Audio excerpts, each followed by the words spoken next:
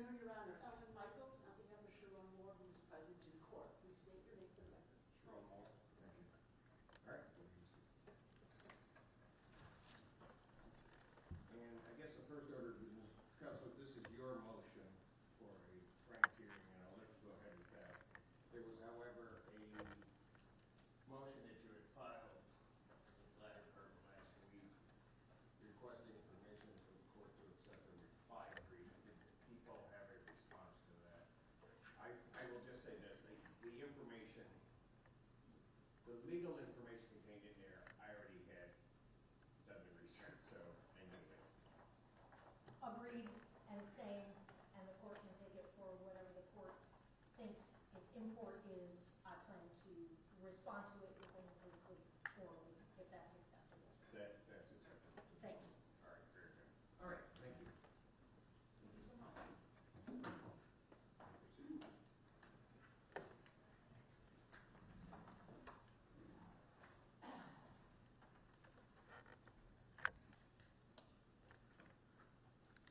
Good afternoon. May it please this honorable court.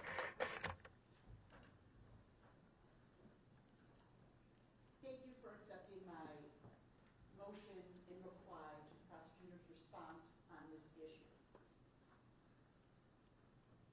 The importance of the reply that I filed is that it states clearly and unequivocally that the relationship between the parties in a stalking allegation matters. It's not stalking if the communication has a legitimate purpose.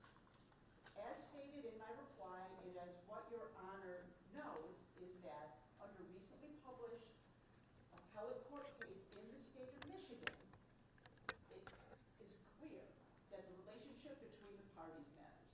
In that case, there was a stalking charge and there was a trial. At trial, the evidence presented that the alleged victim was a probation agent and that the alleged defendant was a probationer. The probationer contacted his probation agent many, many, many times, to the point where the probationer said, please stop contacting me. The probation agent felt harassed. She had her stalking charges filed. At a bench trial, there was a finding of guilty. On appeal, the appellate court stated that the employment relationship is relevant, that the relationship between the probationer and the probation agent is relevant. That it's relevant because what it shows is the contact between the two parties had a legitimate purpose. The contact was for the probationer to notify his probation agent of certain things.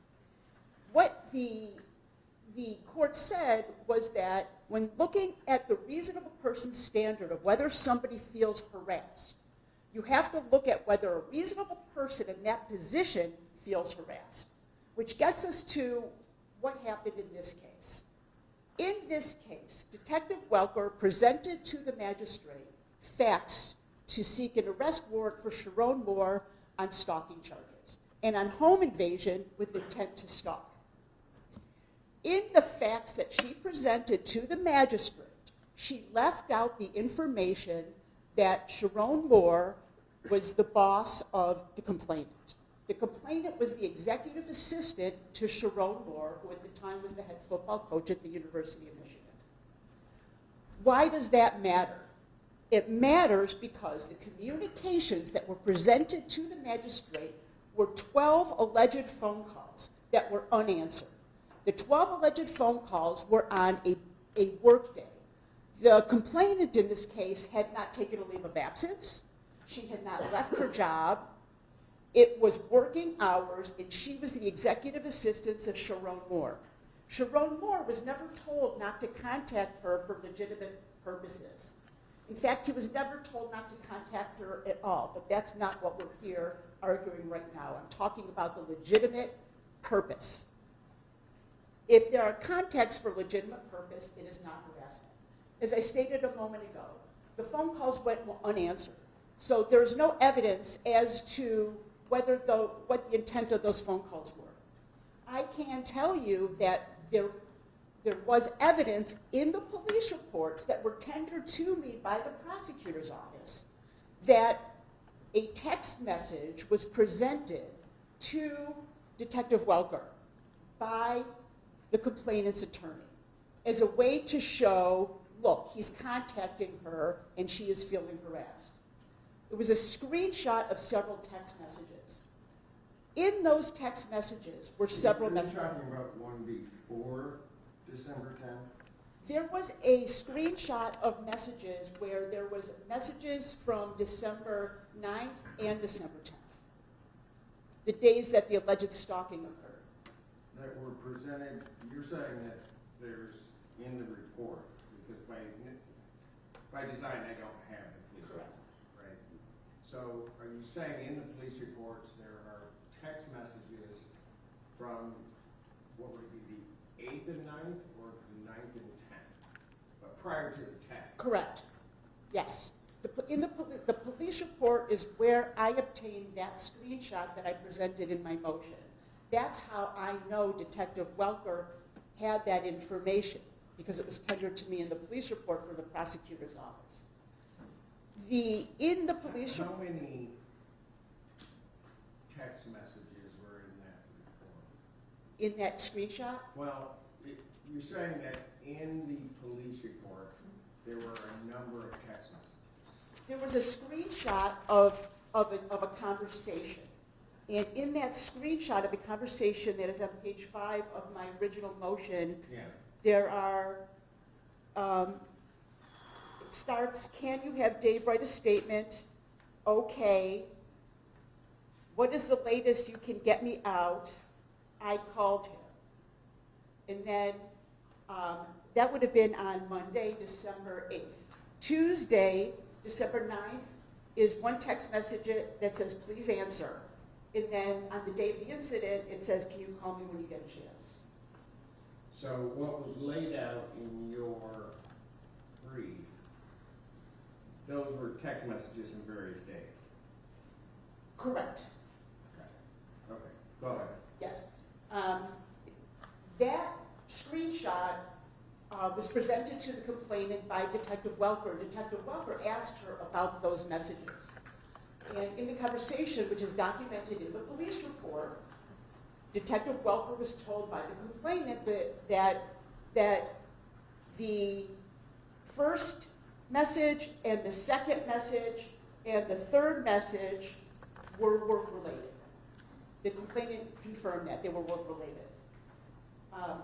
The one where it says, please answer, and call when you get a chance, it's my belief that those text messages were also seen as work-related. Those were not part of. Well, it's your belief, but did she say that, or? She said to the detective said, was this work-related? And she said, yes, that's work-related. They showed her the whole screenshot. And she said, are these text messages work-related? And the answer was, yes, those are work-related. And then she was asked, are there any more text messages that you haven't given me? And the answer was no. And that's all in the police report. So the reason, again, to connect the dots is that there's acknowledged communication that was work-related during those days, which goes towards the phone calls. She doesn't know if they're work-related or not. We don't know if they're work-related or not. It's our position they were. It was a work day. There's no evidence to show otherwise. Because the complainant was able to distinguish between communications that were work-related. She identified the texts as work-related. Okay, let me ask this, because again, I don't have the report. Was information presented to the detective that these phone calls were actually made? No. It was there were no phone records at that time. It was verbally said. There were no phone records. it was I presented to, understand that there may not be phone records, but was there a phone log at all? yes, I have to look, I'm not disputing the fact that there were 12 calls made, if that's what you're asking. There were Right, calls but- made. But here's, I guess, what my point is that it doesn't indicate in the swear to that,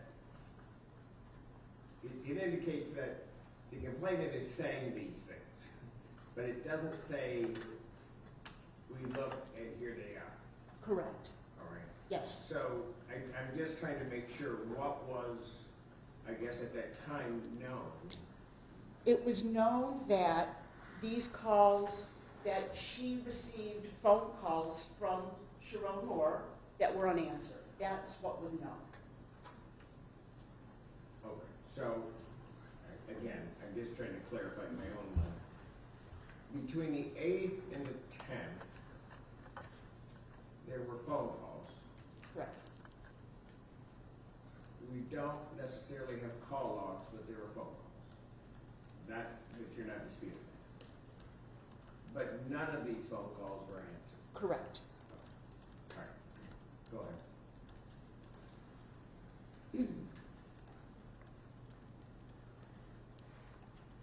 At the time of the swear-to, Detective Welker knew that there was an employee-employment relationship, and that wasn't presented to the magistrate. Are you saying that that was intentionally done or just done? I believe it was intentional, but I don't believe that I have to prove that.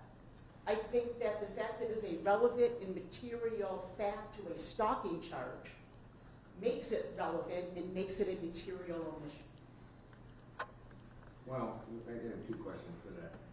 Do you have any case law where a hearing of this type, which we'll call a Frank's hearing, but may or may not be, but, was an evidentiary hearing was then conducted based upon omissions as opposed to false or intentionally reckless statements? I, in fact, have a case where that was the case. In Oakland County, People versus Galloway, we had a 3-day evidentiary hearing based on the omission of relevant information that a tip came from a privileged source. And Judge McMillan at the Oakland County Circuit Court granted my motion for a Frank's hearing, ultimately suppressed evidence that was appealed to the Michigan Appellate Court, and that was upheld. There's quite a bit of case law where omissions are considered Frank's violations. Okay, go ahead. Well, just one other question before you go. In paragraph 10 of your original motion, you stated that there were, I guess, fraudulent statements that were made. And I'm trying to figure out what those may have been. Did you want a copy? I had a copy.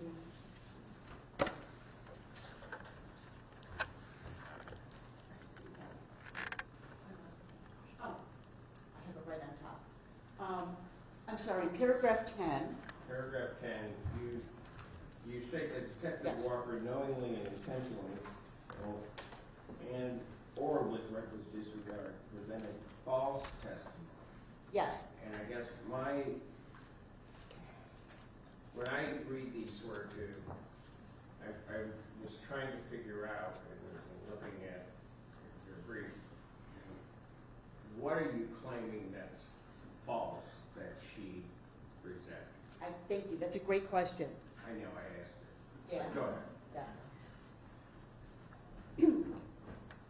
The information that Detective Welker presented at the swear-to, a large portion of it came from information she received from Heidi Sharp, the civil attorney who was representing the complainant in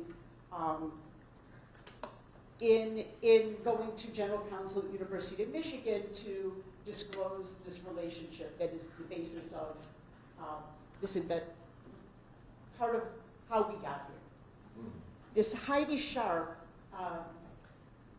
is when Mr. Moore came to the complainant's apartment, the first person that the complainant called was Heidi Sharp. Heidi Sharp then calls 911 and says a series of statements that are in my motion that she did not have personal information of and had no basis for and are untrue. Okay, that may all be well and good. I understand that portion of your argument. But in paragraph 10, you're saying that the detective intentionally gave false testimony, submitted false testimony. Right, I'm Now, getting there, sir. If I'm the detective and I'm relaying what somebody told me to the court, I don't know that that's false. I understand. So what happened was after this attorney who was not present gave this information, the actual complainant was interviewed on 3 separate occasions. At her residence, which was all on the body-worn camera that I reviewed. The body-worn camera statements made by the complainant were part of the police report. Then there was a follow-up phone call with Detective Welker to the complainant. The information the complainant gave to Detective Welker conflicted with the information that Heidi Sharp gave the detective. So But that doesn't mean that Detective Welker presented false testimony. It just means that, which seems to me to be at the core of your argument, that there was information that was omitted. well, if Heidi Sharp, who is not a witness, said something that the actual witness contradicts, then it is false. Or unless you're saying that the person who wasn't present is more reliable than the person who was present. It was contradictory. Well, I get kind of what you're saying, but you're, Okay, I'll take it a step further. okay. Heidi Sharp stated that Mr. Moore had a long history of domestic violence against Shiver. Okay. Shiver herself never made those statements. She never gave that information. There is no record of any of that. There is no documentation of any of that. There is no criminal history. There's nothing to support that statement made by Heidi Sharp. Through 3 interviews, the complainant never says any of that and also doesn't support it. She was asked by Detective Welker about assaultive behavior, and she said, no, there isn't any. Heidi Sharp's comments were completely contradicted, and Detective Welker, by submitting to the magistrate Sharp statements instead of the complainant's statements, was reckless and intentional and false. And the purpose of a Frank's hearing is... I don't know, see, I'm still having an issue with the false part. I get your argument regarding what may have been reckless or an omission, and either reckless inclusion or reckless omission. I get that part. I don't know that, could it be what you're really trying to point out to the court is that by placing that information in, the context of the relationship was placed in a false light, That is as opposed to what she said being false. Because what she says, what Detective Welker says is, yes, this is what Ms. Sharp said, right? But that's what happened, sir. That is a way to look at it, but I do believe it goes a step further, that a detective is an officer of the court. It is their job to investigate. It It is their job to present truthful information to a magistrate, to show the picture in order to get, for the magistrate to make a determination. The magistrate needs information to make a determination of probable cause of whether to issue an arrest warrant. That's a big deal. That's like due process at its core. And in this case, where the detective talked to Heidi Sharp and the complainant numerous times, had a picture of the whole situation, had an ability to ask the complainant if it was true or not, had an ability to ferret out what was really going on here, and then present it to the magistrate in a fair and honest way to paint an entire picture. That's her duty under the law. And in this case, the picture that she painted was inaccurate, not supported by the facts of the person who was present, not to mention the omission of the employment relationship. I mean, we can move on from here, and we might be saying the same thing in a different way. It really isn't that it's false. It's that she may have portrayed an inaccurate context to everything that's going on by omitting certain things. I don't know that that makes what she said about what Heidi Sharp said false. It's just you haven't given me everything to give context to what she's saying, whether to ignore it or not. I guess maybe the better language would be reckless disregard, which is also part of the analysis. So I think reckless disregard is more accurate.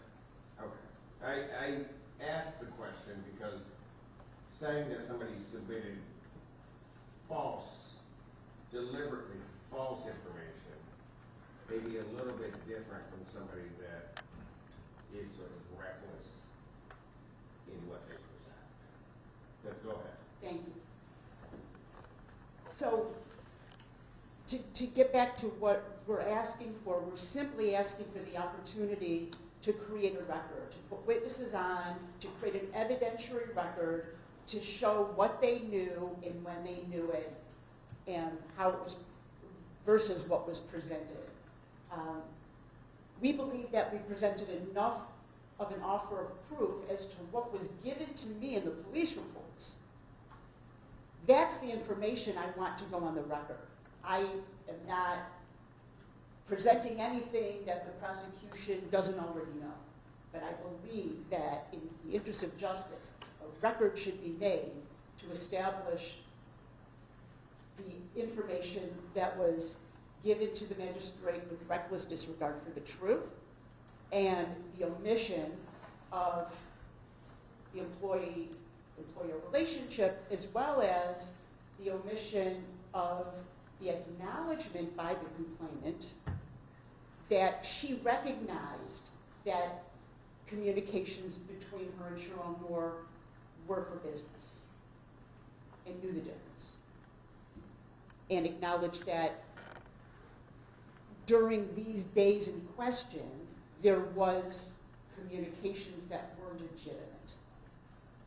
And if the communications were legitimate, it is not harassment. And if it's not harassment, it's not stalking. May I have one moment? I'm sorry. Good. I just want one other question on the last point that you bring up. The relationship itself, one can have different relationships.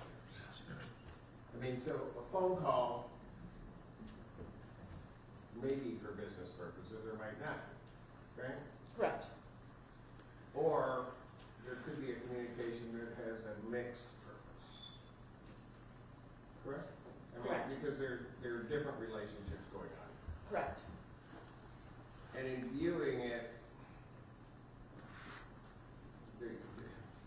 as to whether or not a stalking and the harassment occurs, the court would have to take into account that those two things can exist at once, right? Correct. Okay. So in doing that, when there's things that we don't know, we often look at circumstantial evidence. So what's the circumstantial evidence here? The circumstantial evidence here is that it was a work day, it was work hours, the employee-employer relationship was intact. There were text messages that were work-related in those time frames that these calls allegedly occurred. And it was, in terms of the dates involved, that was the week that Michigan had found out who their bowl opponent was, and there was all hands on You deck. know what bowl it was? Yeah, it was the Citrus Bowl in You had Texas. to turn it up. No, I don't need to know. I knew I was who- just asking you. I knew who the opponent was. I couldn't remember Citrus. It was a Citrus Bowl It was a against Citrus Texas. Bowl against Texas. That Sunday night, they received their opponent. It was all hands on deck, so I believe those facts are relevant. If this were August and it was a break from the program, yeah, there could be a question, but the circumstantial facts of the timing of these calls, and remember, or not remember, but I will state that at the time these calls were made, Mr. Moore had not been told not to call her, and had no idea that she had even gone and talked to general counsel. He didn't know any of that. He was operating in his job. But wasn't there a call from, or her indication not to call? Or, well, the statement's a little bit different. The statement is, she said that she didn't want to talk about it anymore, or she didn't want to talk to him anymore, something like that. Not don't call me, not I'm never going to talk to you again. It was more vague and did not address the employee-employer relationship either. It didn't say, I don't want to talk to you and I'm giving notice. I don't want to talk to you and I'm asking for a transfer. I'm taking 3 days off of work, don't contact me. That would all be context to show that they were personal calls. None of that occurred.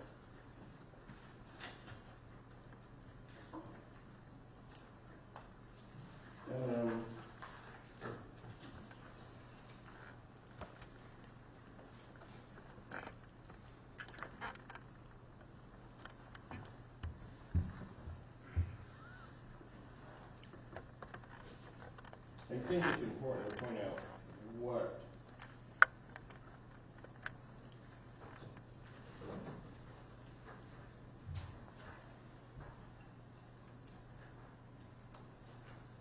according to the swear-to, at 6 a.m. on December 8th, she told him that she had nothing more to say to him. Correct. Okay. Which is different from, I'm taking a leave of absence, don't call me, I'm taking days off.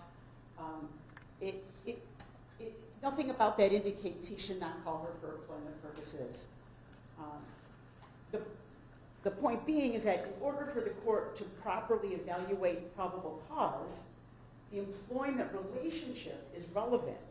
We can't even evaluate, or we're having a whole conversation about whether or not the call was for employment purposes. The magistrate wasn't even told of the employee-employer relationship. So this conversation in itself is showing that that was an important piece of information for the magistrate to have known, therefore it's a relevant omission. And just one more piece, just going, actually, thank you. Very good. Thank you. Mr. Sherrone. Thank you, Judge. Does the court have a place at which you would prefer for me to begin, or any specific questions? If You not- can start where you'd like. I guess maybe we should start where the defendant started, and that is the relevance of the work relationship.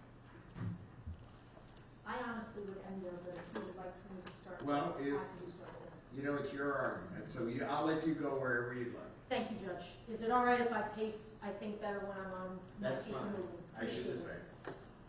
say. Where I start is actually not in my pleadings, and I beg the court's indulgence for a moment, because there was a legal, factual issue pertaining to this ask that I struggled with at first. At first it was, hey, does Frank's apply to arrest warrants? I only know Frank's to apply to search warrants. You know, can I wrap my brain around this? I believe Frank's applies to warrants. I've gotten myself there. Arrest, search warrants. I think there's substantial body of case law for you to infer that it can apply to arrest warrants.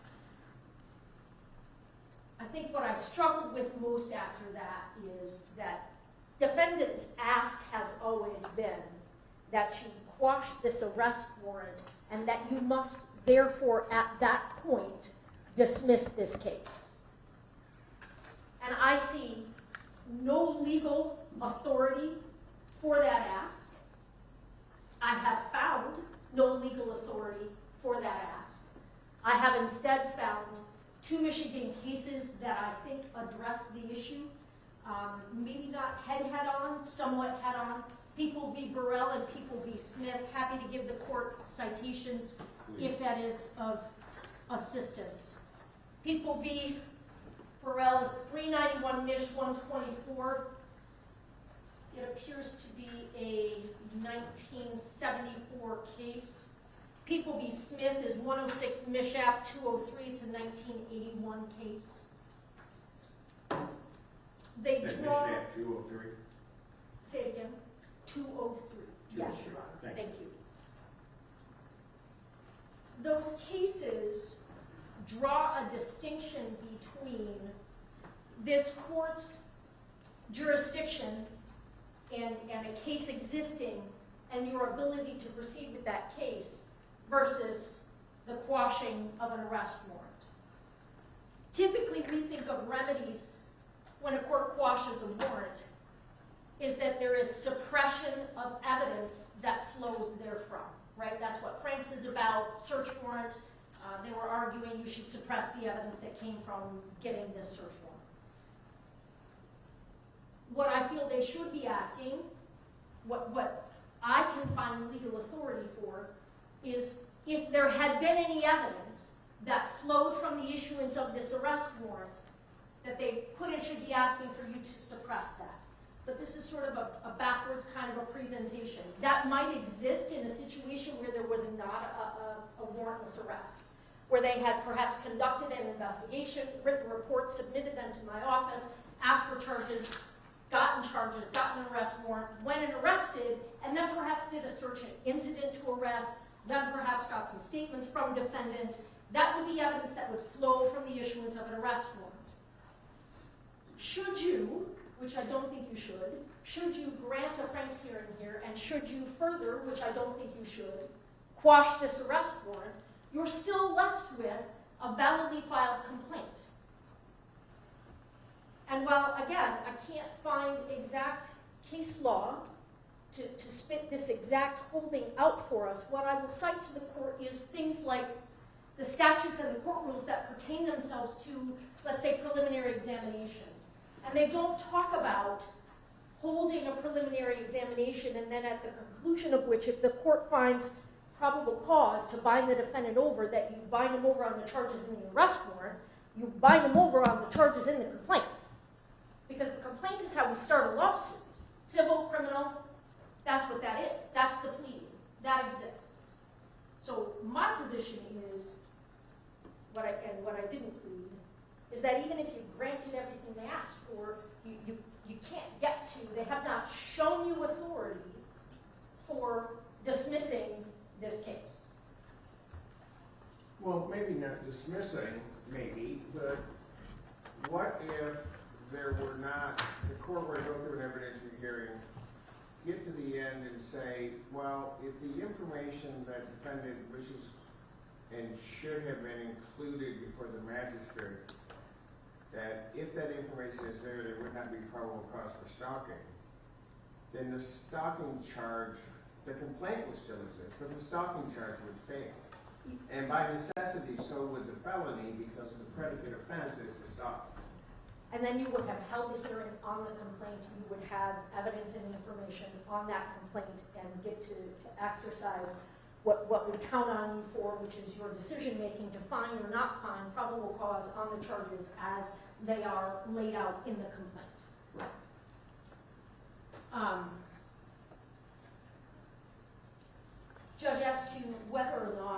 defendant is entitled to a Franks hearing, of course, my pleading and my position is that he is not.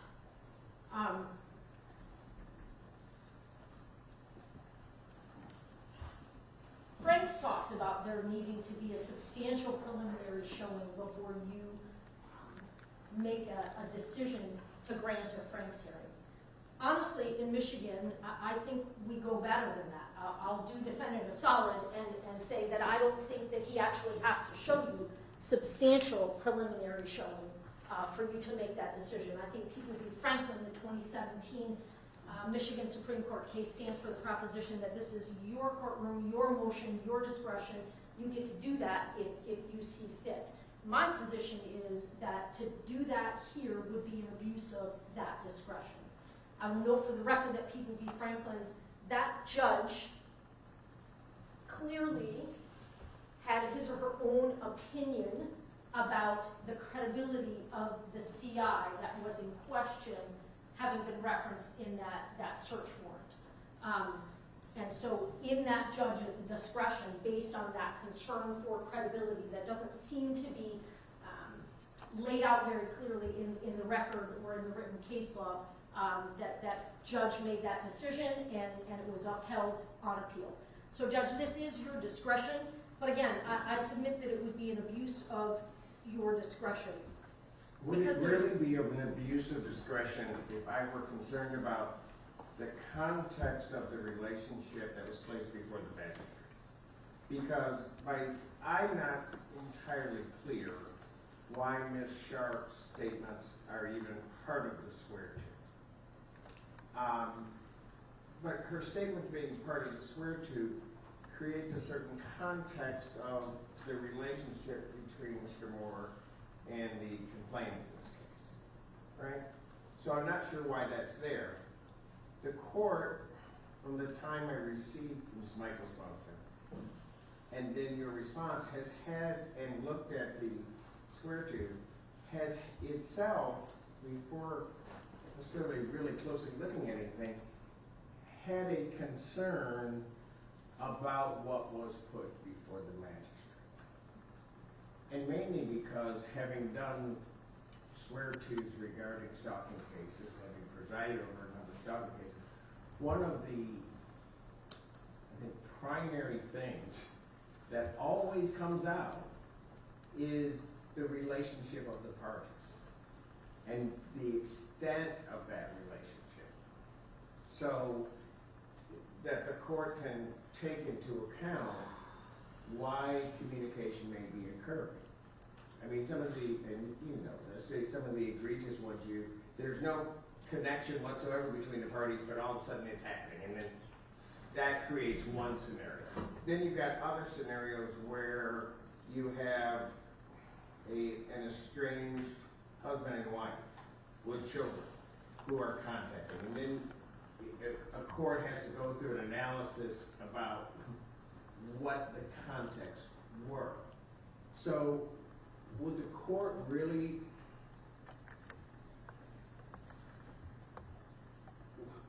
would I be in error to have concerns in reading the swear-to that none of that was placed on the record regarding the employment relationship, let alone, might I say, and I'm not even at this point clear as to what the duties are of an executive assistant to a head coach. I'm equally devoid of that knowledge and information. But wouldn't that information, right, but wouldn't that information be important for the court to know? So Judge, I wonder if I could spit back to you what you have said to make sure that I understand, because I appreciate the court's candor, and you told me to start there, and I went ahead and started where I wanted to. Yes. So here we are, right.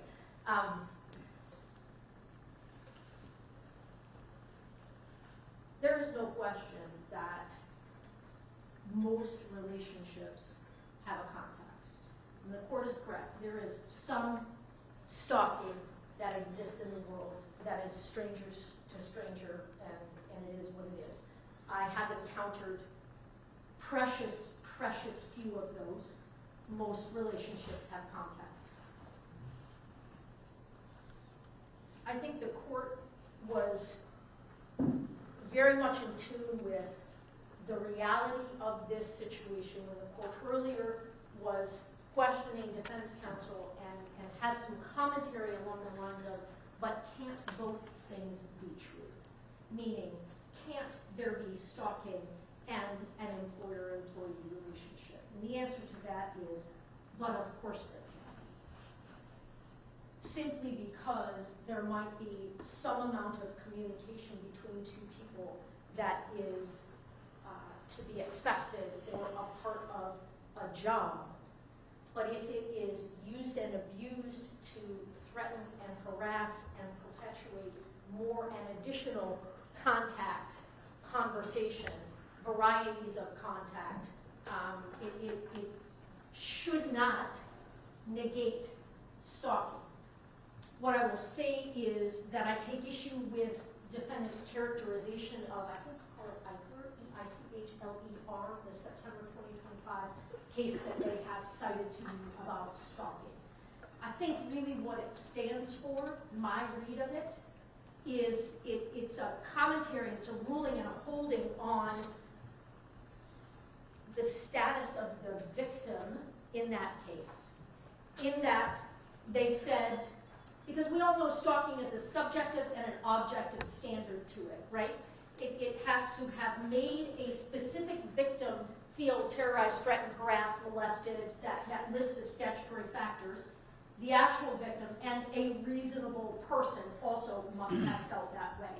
And so what this case comments on and holds is that it's a reasonable person similarly situated to the specific victim in this case. In other words, would a reasonable probation officer have experienced this kind of communication to be threatening, harassing, molesting, so on and so forth? And the court went on to comment even further about sort of what it means to be a probation officer, and that you deal with individuals on the regular who have difficulty following direction.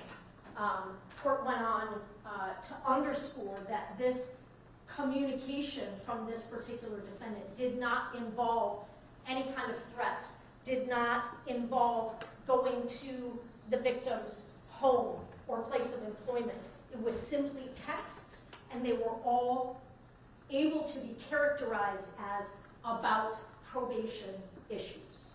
So it is, while it does exist as a case in the context of an employment, if you want to call it that, relationship, it's very specific, in my opinion, to the specific roles that those two individuals played with one another. Yeah, but that burden rests with the people to show that. Isn't that true? I mean, during the course of a swear to, that would have to be shown to the court. I don't make a presumption that it's one way or another, do I? It would be our burden to show what it's Well, at the swear to, it would be the people's burden, I guess. Seeking the complaint to show that somehow those, you gotta give me something that says it's something other than what might be work related. So right? I guess what I would then point the court to is that this complaint warrant alleges an incident on a date. I'm not saying that when we come to prelim here, should we get to that stage and this court orders a preliminary examination, I'm not saying that I wouldn't say to you, Judge, I'm looking to expand that date range. But right now, it is alleged December 10th, 2025. And as we all now know, since we're going to what we know, defendant was fired. And what we know, according to the complainant, as is testified to in the swear to, he called her 2 times after that. She didn't answer, showed up at her apartment, barged his way in, grabbed the implements that he did.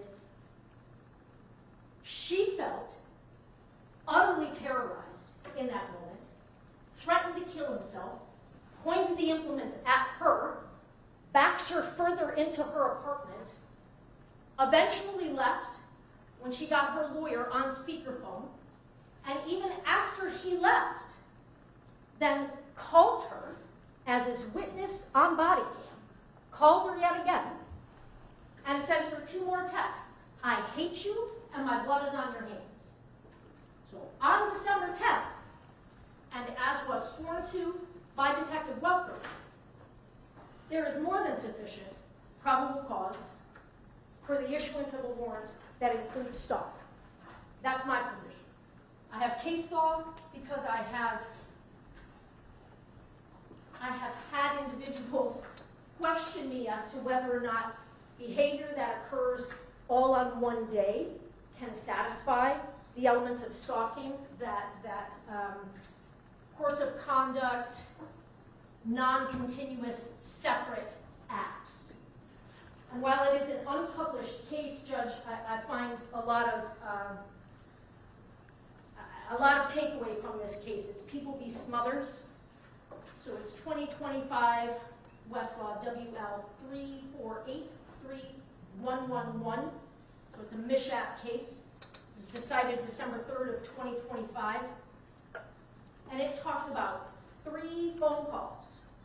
3 phone calls that took place in barely over 1 hour can constitute sufficient evidence for aggravated stalking. Were those phone calls answered? Those phone calls were answered, but none of them, interestingly enough, were answered by the victim. They were phone calls that were made to 911 and either a city manager or a city attorney and the prosecutor's office. And they made threats against a specific deputy and specifically threats to kill. That deputy did not answer those phone calls. They were not made directly to that deputy, but they were communicated to that deputy. And that all was found to be sufficient evidence to sustain a conviction for aggravated stalking.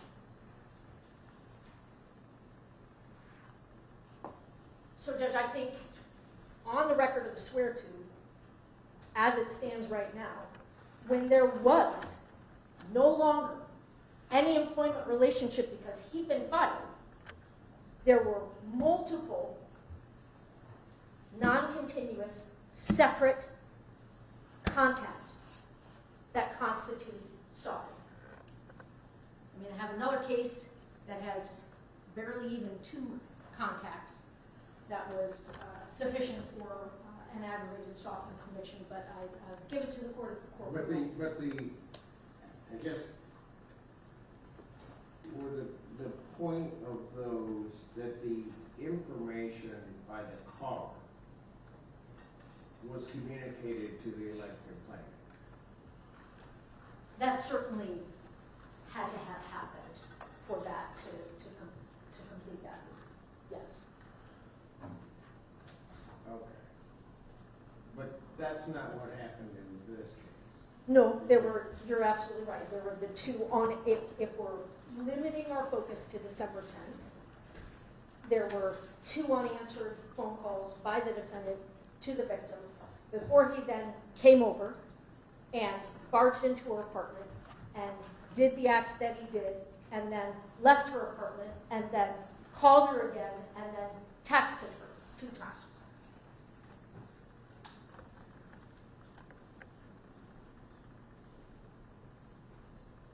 Judge, I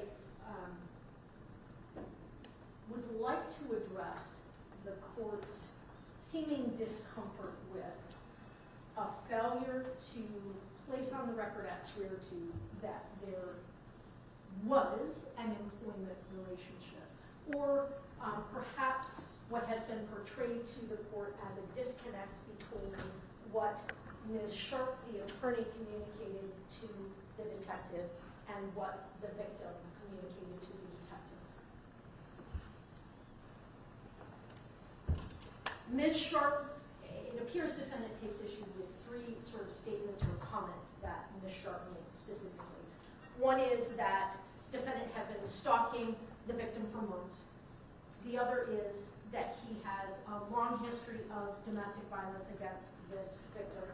And the third is that he is a very dangerous man.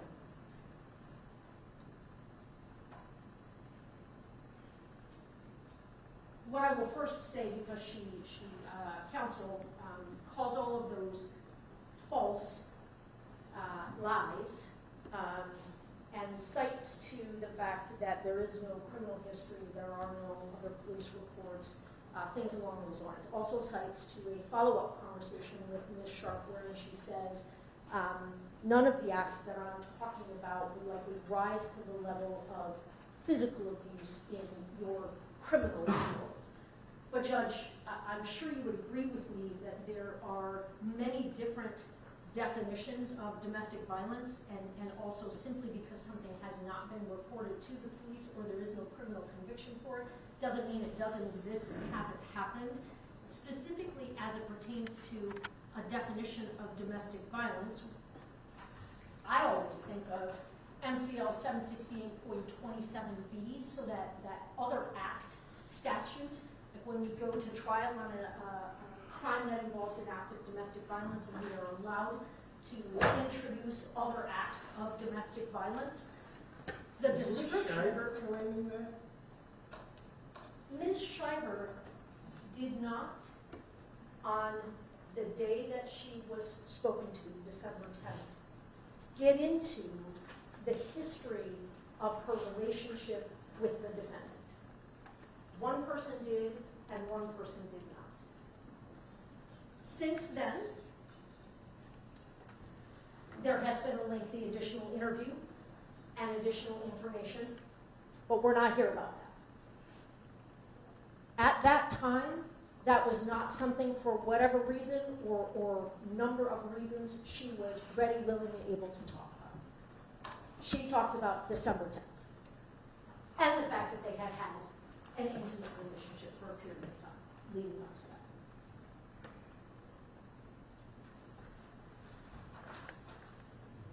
So Judge, to characterize Ms. Sharp's statements as lies simply because there isn't any adjudicated history of it, that misses the mark. There is no mandate that there be an adjudicated history of it for it to be an accurate statement, or at least an accurate statement in her mind. She goes on to talk about, a specific example she gives of what she means by that is that he has a history of threatening self-harm as a way to exert control over the victim, and that he has a propensity to use knives when he does that. So Judge, we all know domestic violence includes a lot of things, and that emotional harm, again, I point the court to 768.27b in terms of definition of domestic violence, and certainly it could be causing harm or attempting to cause harm, but it can be placing a family or a household member in fear of physical or mental harm. It can be engaging in activity towards a family or household member that would cause a reasonable individual to feel, and then it lists off all of the stalking variables: terrorize, threaten, harass, intimidated. Those are all under the umbrella, just in that one subsection of law, of what it means, what domestic violence can be.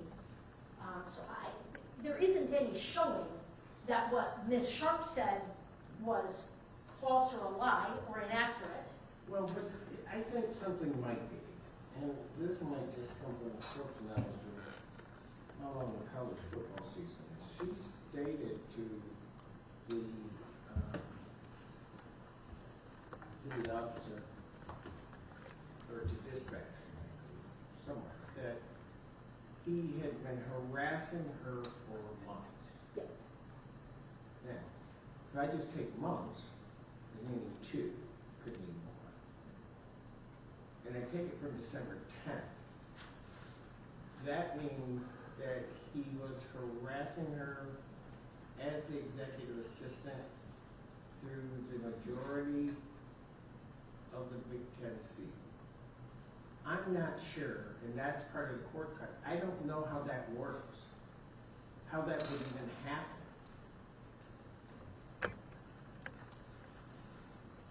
Because I think that presupposes that the harassment she was talking about is just phone calls or texts that were maybe work-related, or that were work-related. So it was there then placed to be a context. It wasn't just something that the court should ignore. The employment, No, that Ms. Sharp's comments. I mean, somehow that creates, or it should have created, I guess, a context to the relationship that's going to form the basis of this document, in essence, right? what Ms. Sharp is saying about it going on for months, that somehow will play into what happens here in this On case. December 10th? No, on December 10th. I mean, Yes.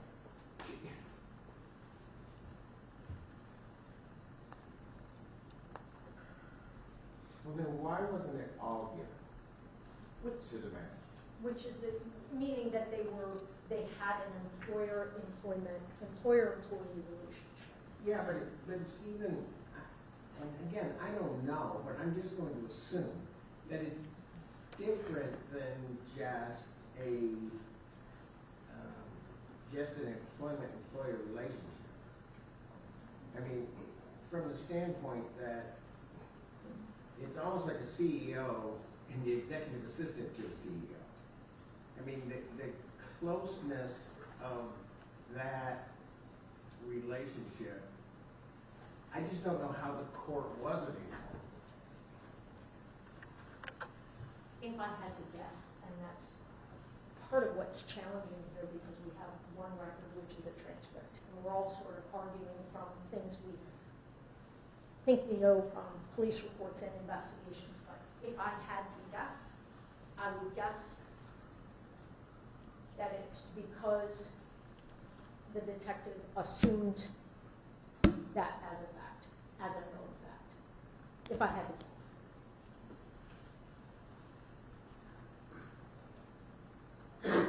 I mean, that's about as honest as I can be. No, I understand what you're saying.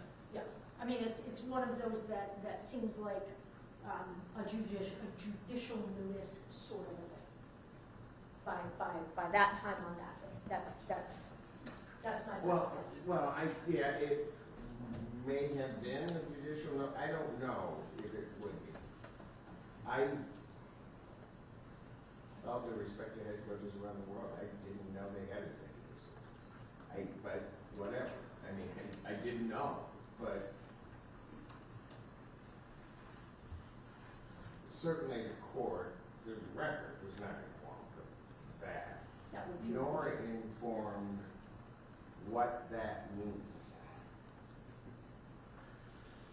I mean, even as I sit here right now, and I don't know that anybody necessarily can explain to me what it is, I don't know what that relationship is. Like I said, I'm taking it from the standpoint that it's like a CEO and the executive assistant to a CEO. And that is typically a very close relationship. There's a lot of communication that happens. And as I was thinking about this case, the only thing that I could sort of in my head equate it to is myself and my judicial court. And that the communication that flows there is different than I have with any other employee in this court. It just is. By nature of the position. If I'm correct in that, I may or may not be, I think it's something that the court would have had to have been informed of. Because at some point,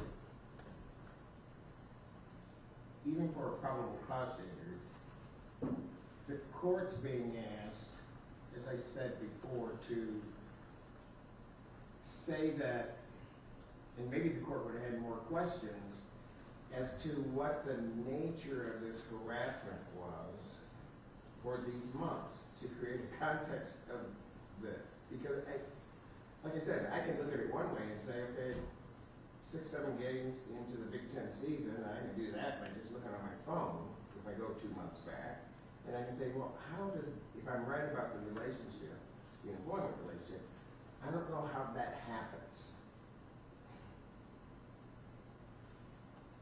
And then I might, if I know that, ask questions about that, right?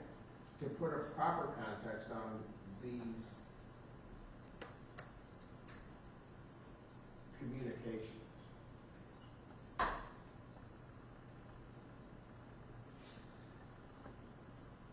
So, I'm sorry, you may go ahead. No need to be sorry.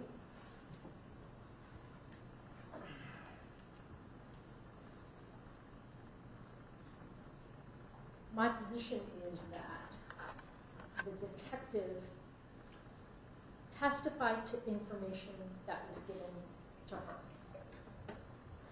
Was there an omission of employer-employee, that fact? That would appear to be accurate. Again, my best guess is that she assumed that was a known fact.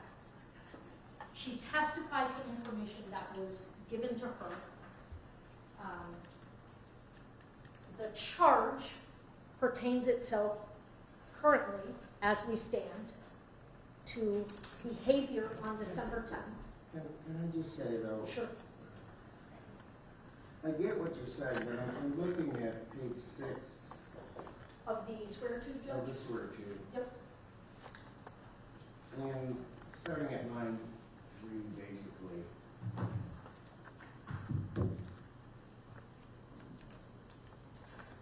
She stated that after telling him this, that being that there was no more to say to him, that he continued to call her approximately 12 times and sent her text messages over the next 2 days leading up to the date of the incident. Now, I just stop there.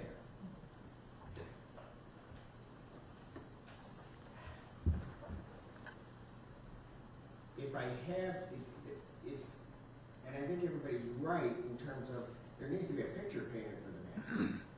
If Miss Sharp is indicating that there's all of this other stuff that's going on, and so if I'm the magistrate, that's what I'm hearing.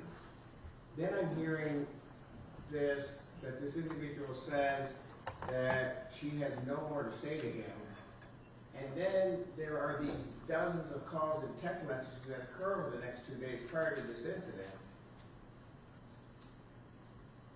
Frankly, you'd be leading me to believe the negative. Because you're not giving me anything else. Not sure I follow, Judge. Leading you to be Meaning negative. that these communications couldn't have been for any other purpose. I mean, because it's equally as plausible that, I guess, that they could be for the purposes of harassment as for the purposes of work relationships. But by placing it on the record this way before the magistrate, you've given the magistrate no alternative but to believe that it is a continuation of the behavior that Ms. Sharp describes, which I don't know if she substantiated or not. That's my problem. I think the best I can offer the court along those lines, with the exception of not having sworn to the fact that they were employed together at the U of M, that Detective Welker passed along the information that was given to her, swore to and testified to the information that was given to her. Well, I got a problem with that. Yeah. Because part of the problem is my understanding, and maybe I'm wrong, but from listening to Ms. Michael's argument, I think I was right. She has the other text messages from those 2 days, right? Somewhere she saw those. But doesn't say anything about them. Doesn't say anything about what those are. Yet, the one that occurs after on December 10th, well, one particularly, Yes. she lays out in great detail. That I have a problem with because it seems to me, if I were the magistrate, I'm getting half the story. I'm not getting the full story. It might be one thing if what was testified to had been, well, these 10, that after that call on the 8th, there were other messages that were sent, they were work-related, and then the 10th occurs.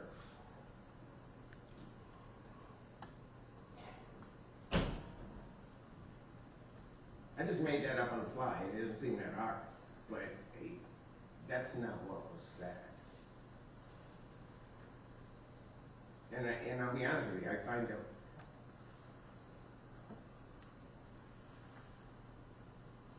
find it a problem when the court isn't given all of the information for the court to make a proper determination of probable cause. I really have a problem with that. Because quite frankly, I think that the defendant's due process rights, as well as the right of the people to be able to proceed with a validly sworn out complaint, are at jeopardy. Does it impact the court to be mindful that the investigation was then and continues to be ongoing, and that there was always the plan and expectation of getting phones and phone records and further interviews? Does it make me feel? No, it doesn't make me feel any better. And the reason it doesn't is because if you think you needed that, then you needed to wait. Okay. But my problem isn't what's going to be gotten later. My problem is disclosing to the court what you have now. So that I realize whenever these complaints are sworn out, and quite frankly, whenever the court may be dealing with a moving case or a case that is, there's always this continuing investigation. Sure. So things can change. But, so the parties come in, and what do the parties do? They give the court what they have at the moment they got. All of that could change. That's on later. So, if you're asking, does that make me feel better? No, it doesn't. As always, I appreciate the court's candor. I am happy to answer further questions, but my position remains that even if you excise out the statements that defendant takes issue with, calls false, calls inaccurate, what you're left with still is more than enough for probable cause, Judge. If you take the recitation. But I don't mean to interrupt you, but it's not only taking out certain things. I would then have to add certain things. You're worried about the omission. Yeah, I'm very worried about the omission. I'm worried about the omission because those things at the very beginning that Ms. Sharp says create that context to the whole thing. I mean, the whole thing is sort of painted by that. And I think, quite honestly, that's why Detective Walker led with that at the swear-to. She's painting this picture, and it's all, I tried to look at it as objectively as I could, looking at the swear-to. It's all one-sided when you look at the other part. I think courts are entitled to more than that. You give us everything, let us make the call. That's what we do. But I don't think, well, what worries me, I won't say it indefinitely. What worries me is the magistrate did not get that opportunity.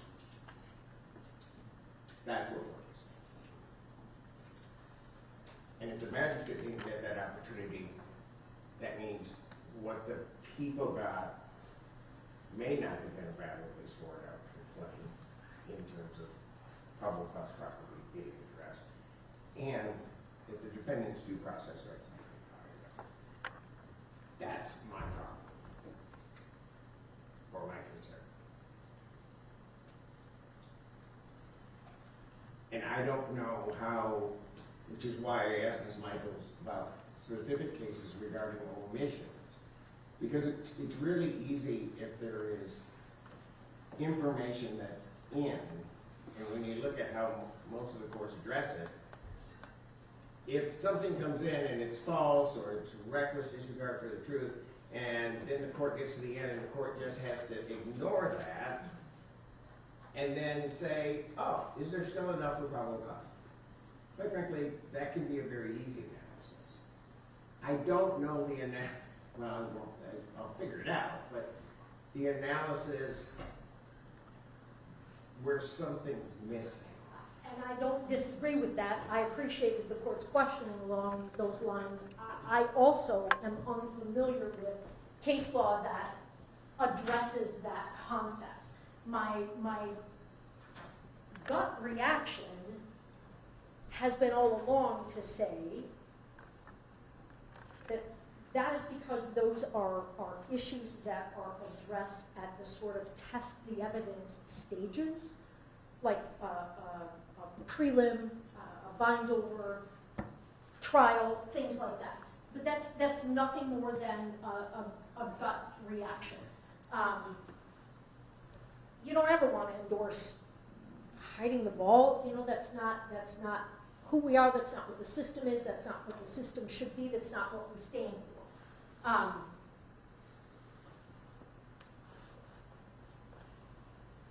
Clearly, the court is taken with, and again, I appreciate your candor, taken with an omission to put an employer-employee relationship on the record at the swear-to.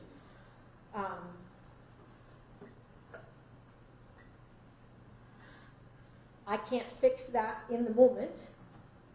I continue to believe the remedy is a preliminary exam. The court obviously may disagree, and if we hold a Franks hearing on that, then we hold a Franks hearing on that. I continue to be of the position that once that relationship is over, there is more than sufficient behavior that was sworn to that satisfies probable cause for the stalking, which then satisfies an element of the home invasion third. I believe that's for sure what Frank stands for, Williams, Franklin, all of that progeny of case law, whereby if the courts are willing to still say there's more than enough probable cause here, even if I excise out legit, untruthful statements, which don't seem to in any way have been shown here, not from my perspective. And if there still remains probable cause, then the warrant is valid and there is no need for a Franks hearing. Then it stands to reason to me that if the worst that we can say exists on that record is a void of a fact pertaining to their employer-employee relationship, that if there still remains adequate probable cause on that record, that arrest warrant should still stand and there shouldn't be a reason for a Franks hearing. And I think that's probably all I have to say on that, Judge. If the court has any further questions, please. Thank you, Judge. I appreciate it. Yes, thank you.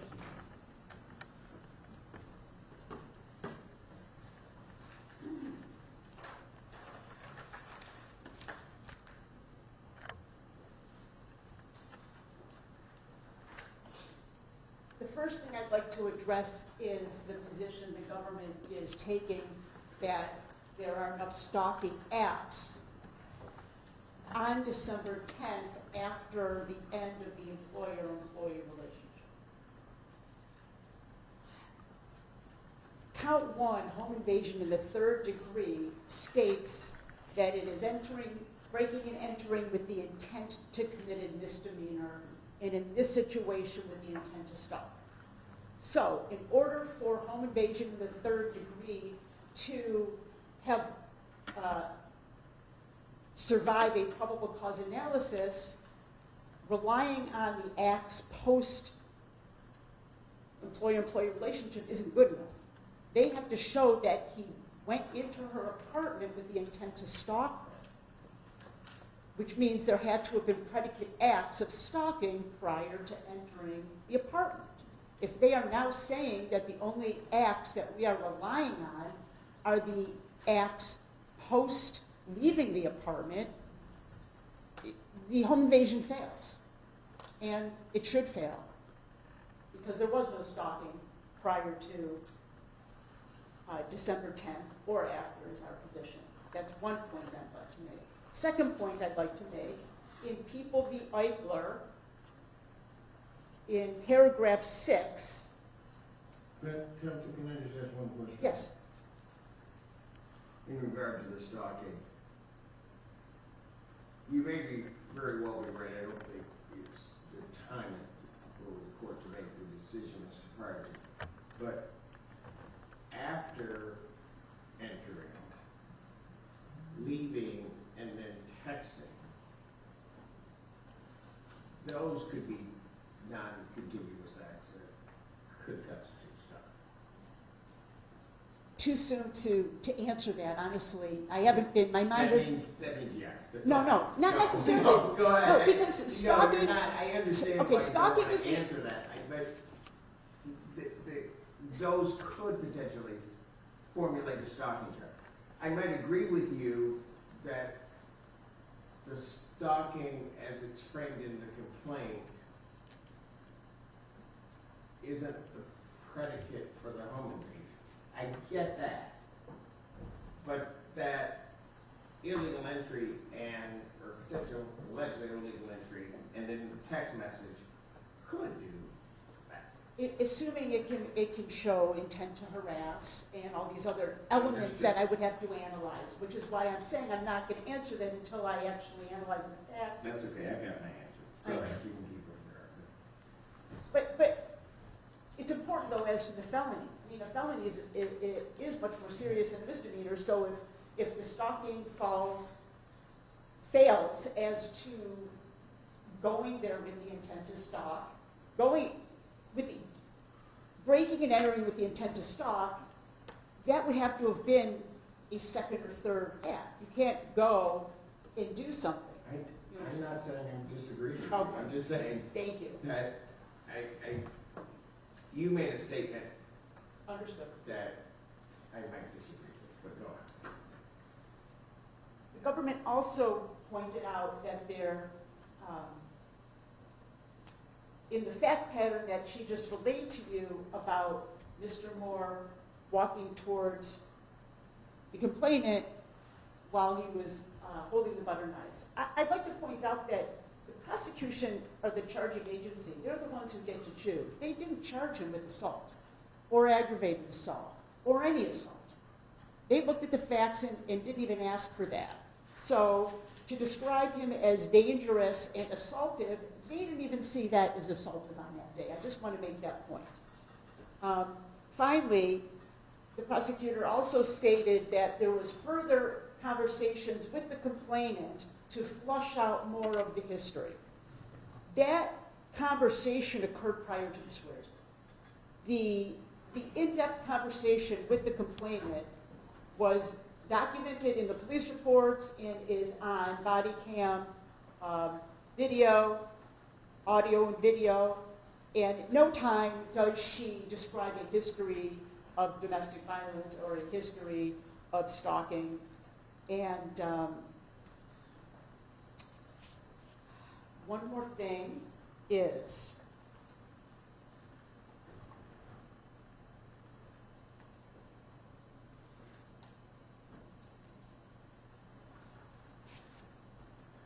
as I was getting to Eichler, paragraph 6, the government tried to say that Eichler can only be applied to cases where it's a probation agent, probationer relationship, that it's limited on its facts and should be seen as limited in its holding. Eichler actually states that, the language from Eichler is this, that under Spalding, which is a case that they're citing, a reasonable individual is a reasonable person similarly situated to the victim, which necessarily means that we must consider Meyer's chosen occupation, training, and job-related responsibilities as part of our consideration of the circumstances or situation. It doesn't say we must consider one is a probation agent and one is a probationer. It specifically generalizes to the relationship between the parties, employee, occupation responsibilities. I just want to make sure Your Honor recognizes that ICLIP is broader than what they are trying to make it be. Finally, with regards to the omission of the information of the employee-employer relationship, putting something on the record matters. That's why we have a record, that's why we rely on a record, that's why we make a record. If the employee-employee relationship isn't on the record, we cannot assume that she had any knowledge of it. Finally, if there is notice at all that, well, he's the head coach at Michigan, who knows that the complainant was his executive assistant? I put out there that that is certainly not anything that someone would take for judicial notice. I suspect that nobody knew that relationship until this incident happened. And if I may just confer with co-counsel briefly.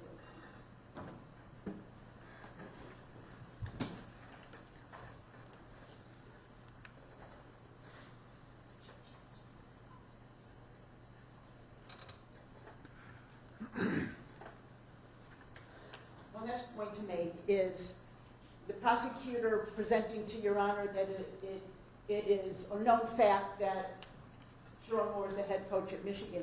That known fact would be from the media, from the news, from various other places, and it's improper for a judge to rely on that kind of information.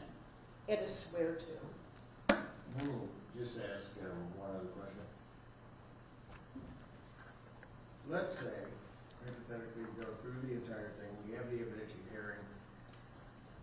What do you believe the proper remedy is? I think the proper remedy is it's a couple-step process. I think first, after the hearing and the evidence is presented, and Your Honor makes a determination of what was not true or recklessly presented because it's unsupported, and that is taken out, and then the omission is put back in, I believe it would be on Your Honor to then evaluate based on controlling Michigan law to determine if there is enough probable cause to support this not only the warrant, but the swear-to. Not only the swear-to for the warrant, but the complaint itself. The complaint has to be accepted by the court. The prosecution doesn't just, there is a process for Your Honor to review a complaint and accept it. So I believe a dismissal of the complaint would be appropriate remedy. I think a secondary remedy would be to suppress any and all evidence obtained after the arrest. I guess maybe I'll put it more directly. Let's say you were to win on everything. Yes. There would be nothing that would prevent the people from seeking reauthorization. That is correct, and it is my belief, based on my review of the materials, my investigation of this incident, that they wouldn't have probable cause to make these charges. I don't believe they have probable cause to make these charges. Regardless, you just don't think that there is. I believe when presented fully and fairly to a magistrate, I believe there is not probable cause to support these charges.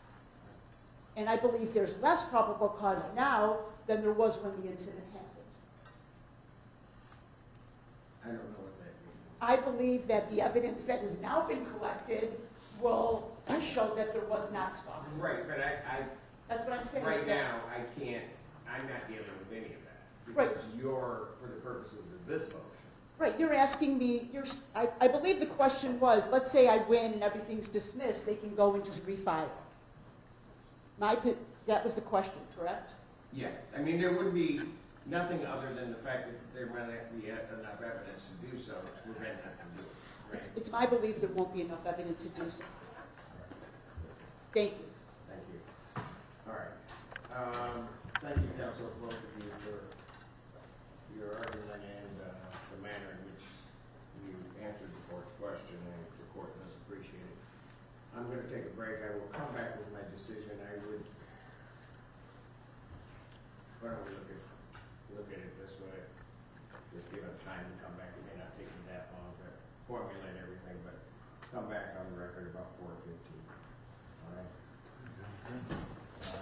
We'll make sure that they know from getting them down to what they do. Court stayed in recess. All rise.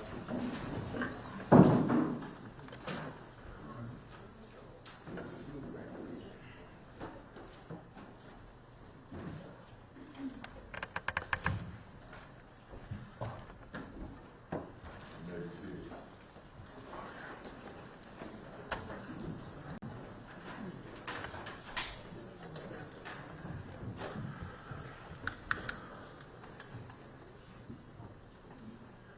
We gotta get a mic.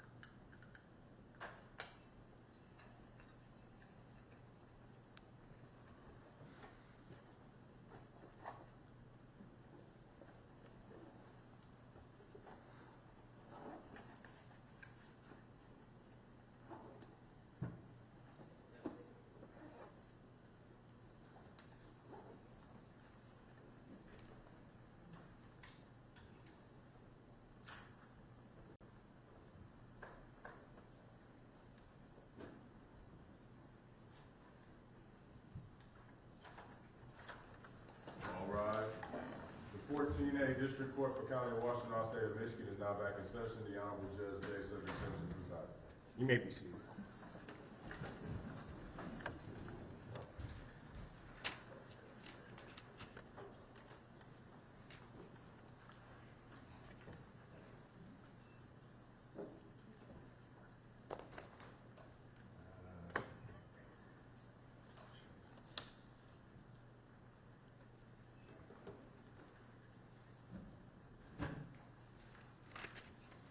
Back on the record in the case of the people versus Sherrone Moore.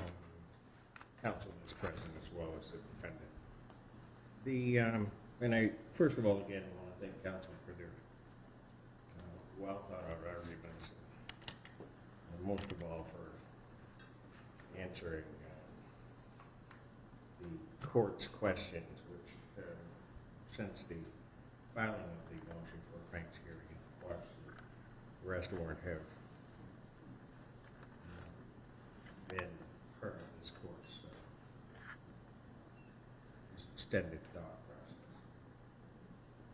The important thing to request for an evidentiary hearing pursuant to Frank's is, first thing to realize is that in Frank's, and the Michigan Supreme Court has made it very clear, Frank's, the requirement of an evidentiary hearing and the like, based upon Frank's, is the floor and not the ceiling.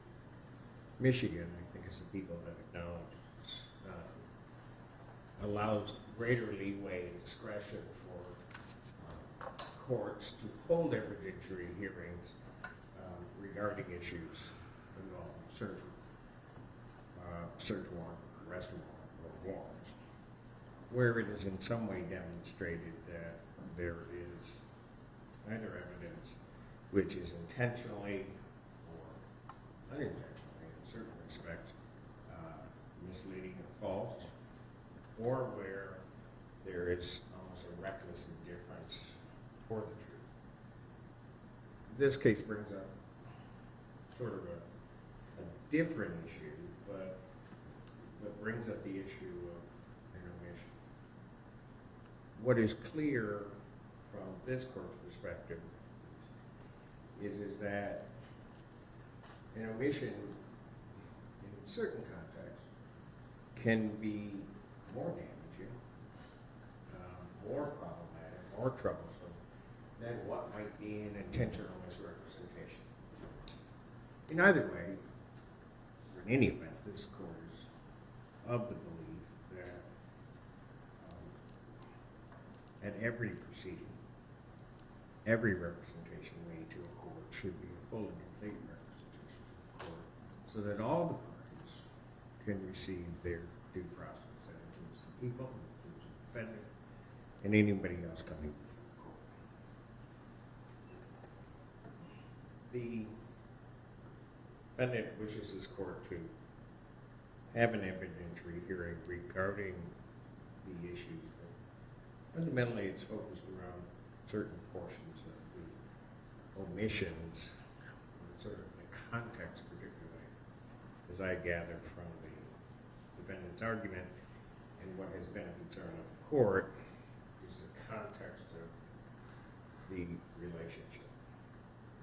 People, on the other hand, don't believe that the court should be holding evidentiary hearing and that it would be an abuse of this court's discretion, which it has discretion, but it would be an abuse of that discretion to hold an evidentiary hearing. An abuse of discretion, what is very clear from the case law, only occurs where the result of the court's decision or use of its discretion is outside of the range of reasonable outcomes. I don't believe that granting an evidentiary hearing in this case would be outside the realm of reasonable outcomes at all. And just by way of context, in looking at the swear-to by Officer Walker, what's clear, and also from the court's questioning, I think the parties realized where the court was going and should have. the initial part of that swear to is not set out by the representations of the alleged complainant in this case. It's all set out by her attorney, Ms. Sharp. Virtually every statement is a rendition of what Ms. Sharp said to the police. It isn't until a little bit later into that swear to that you get into particular statements that are made by the complainant in this case. When one looks at the Eichler case, one of the things of realizing where the defense is heading is that the context, and I read it as broadly as the defense does, that context to the stalking charge, context of that relationship is critical to an assessment of that relationship and whether or not there's this harassing behavior or stalking going on. As I said, I can only imagine that this court doesn't know what an executive assistant to a phone call coach does. I don't know if phone calls or messages might be exchanged all times of the night. I don't know any of that. I can only presume that if they are the executive to effectively a CEO, the range of their responsibilities, duties, communications is vast. But again, I don't necessarily know that, but it's something certainly that the court should have been informed of during the swear to. It's gone without any rebuttal that the phone calls that were alleged, or alleged to have occurred during work hours, occurred during those times at which, as most might think, communications would occur. That the written messages, in terms of text, were admittedly employment related. At least is what's been represented to the court. I don't know why that wasn't given to the magistrate. I think that the evidentiary hearing would be necessary because there's no mention of the employment, that context given to the relationship. The context during the swear to is a one-sided rendition of things by someone else. It isn't, it by no means would constitute a full picture.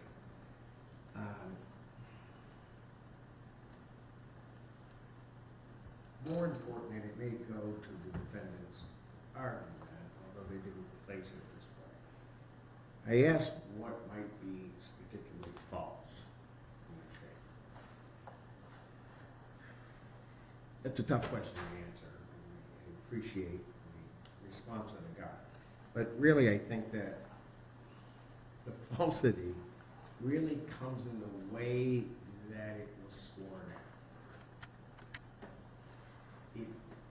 It at worst is false and an outright lie. Or at best, it is misleading. And particularly when it talks about the 10 to 12 phone calls and text messages, there's not one mention of the fact that those to which they could determine were work-related.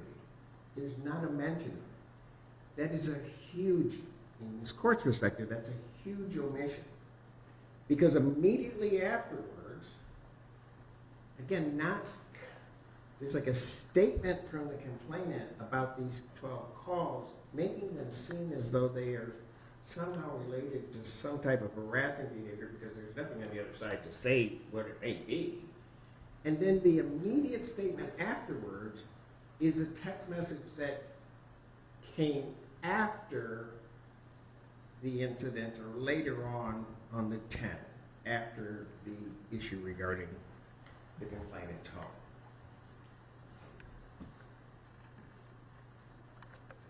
Frankly, I think that was intentional. I think it was intentional to place a context without saying it. Give the court a context. If you look at the very beginning, that he's this monster, he's this person that's been doing all of these things, been harassing her for months. You lead that down into all of a sudden this day comes along, or the 8th December comes along. There are these 10 to 12 phone calls, which one might presume would be a continuation of the harassment, but we now know are not any type of harassment. And then the December 10th. I don't believe a lot of times in coincidence. I don't believe that things happen all the time by accident. I agree. I think that that was an intentional misdirection to the court in terms of what this should look like. That doesn't mean that I would end up any place different than where the magistrate was. But the magistrate was owed the benefit of having all of that information prior to making that decision. It is in this court's mind a glaring omission to leave out or frame this relationship only in one way. That doesn't mean that it doesn't intertwine itself into personal or professional. It doesn't mean a lot of things, but this was not solely this personal relationship. And the magistrate should have been able to look at that and determine what it would be. That you can tell right on the surface. I would suspect as you dig deeper, there would be other issues that aren't painted in their full context in terms of what happened. So for those reasons, the court, in exercising its discretion, is going to grant the motion for an evidentiary hearing in this case to be held. Counsel, I'm going to have a couple of questions for you. One is in regard to availability, and I would indicate to the parties that I would like to hold the PCC date if possible. So I'm looking at getting to this in quick fashion. The other issue I would have, or question that I would have in setting a date, is what witnesses you would anticipate calling, and I'll start with the defense. You may.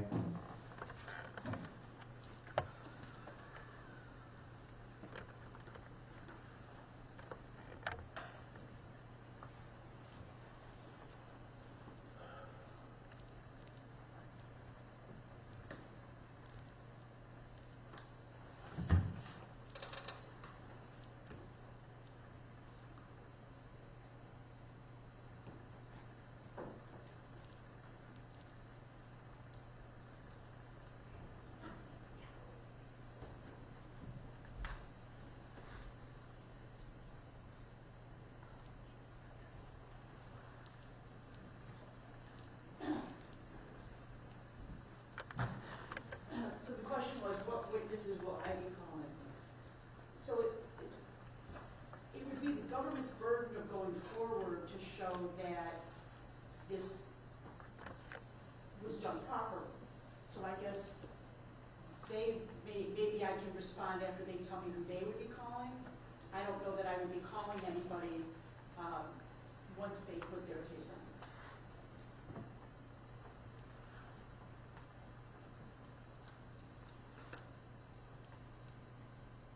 Really doesn't matter to me who goes first. I'm going to get to where I'm going to get to. Do you have what witnesses you would anticipate calling? Understanding, and both parties just need to understand, I think I made it clear as to where my reservations and concerns are. And you folks are gonna know those witnesses that would be able to clear it up the best for the court. So, I mean, off the top of my head, Your Honor, I think the court, I would imagine, would want to need to hear from Detective Welker, from, I would imagine, the victim, and from Ms. Sharp. Whether I should present to the court anybody other than those three is something I would, I guess, ask for a little bit of time to think about. Those seem the obvious ones, Your Honor. understand. And if the court, I mean, I get it's my burden, my presentation, but I am mindful of the court's thought process, continue to be appreciative of the court's candor. If there are witnesses that the court would like to hear from, I would consider it my obligation to bring those to Your Honor. Well, let me answer this. Were there officers that were part of the interrogation process or the questioning of the victim in this case? There were a couple, yes, Jim. That were, so, and the only reason I say those is because Detective Welker presumably would have received that information from them, or at least that's a possibility. Some of it, yes, Okay. yes. So I think the officers that may have interviewed the victim in the case. There's at Would- least two more that I can think of that off the top of my head. I have one moment. Sure.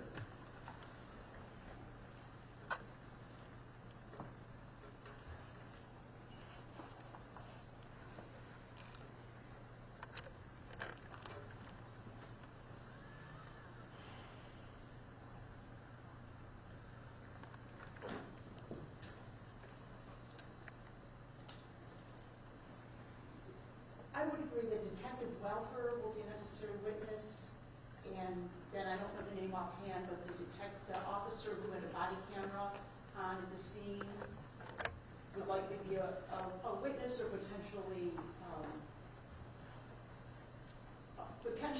for purposes of impeachment if necessary. But that officer, and maybe that's who I'm kind of referring to, Yeah. because that officer was one that, I can't remember, I think somebody referred to it in something. That, Escobar Lawarca, who was the original respondent Right. officer. That's So it. that I would think would be for sure. There were a multitude of other officers that came and went Okay. from that apartment, all of whom had body worn camera. Some asked additional questions, some asked mostly repeated questions. There was one officer who did a follow-up phone interview, whose name is escaping me right now, Peterson, and that is a recorded follow-up phone call, Patterson, with the victim. So those are two for sure. If you're looking to hear from and see body cam of interactions with the victim, so Escobar, Lawarca, and Patterson. If counsel or court would like all of those who responded, who had body worn camera, there's duplicated effort there, but I don't know, well, the court would have to see body worn camera. As long as there's an admission as to its foundation, I don't know that they're gonna need the officer there, per se, I mean,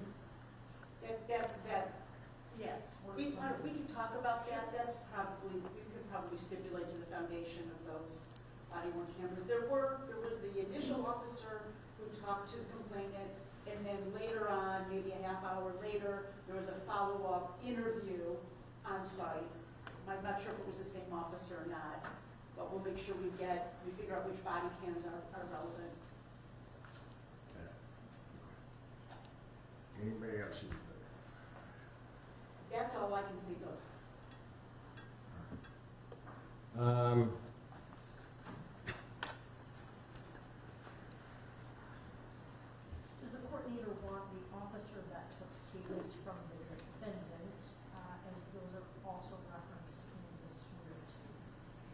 I think that would also be privileged. Thank you.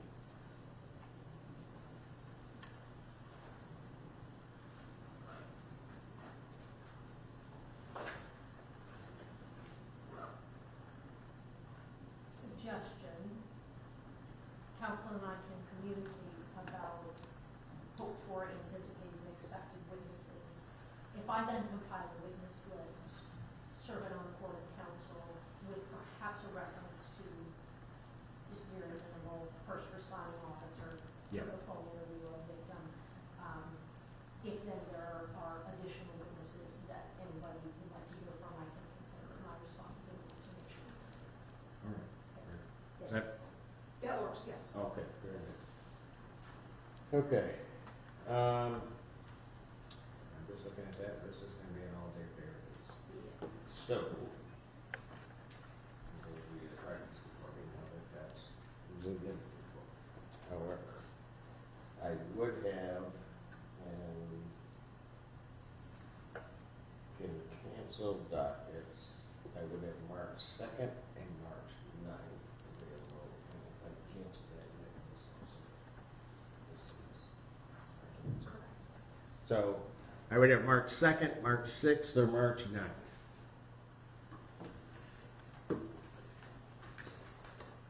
Currently have a murder trial set to begin March 9th.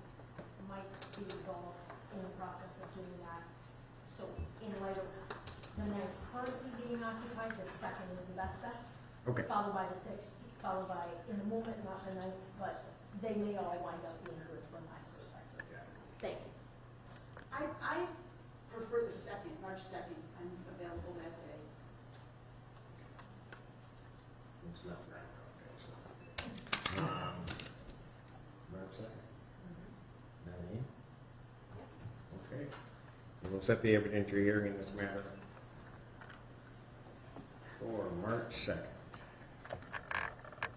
2026, 9 a.m.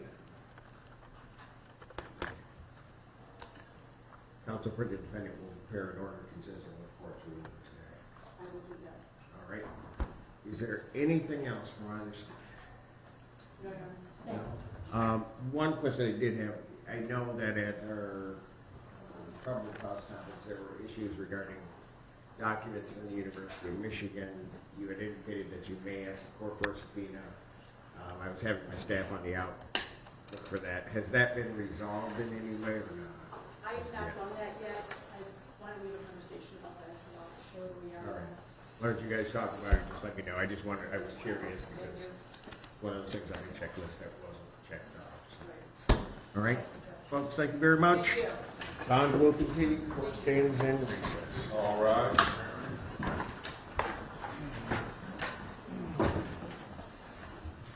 If you like this video, then like, share and subscribe to ET Now World.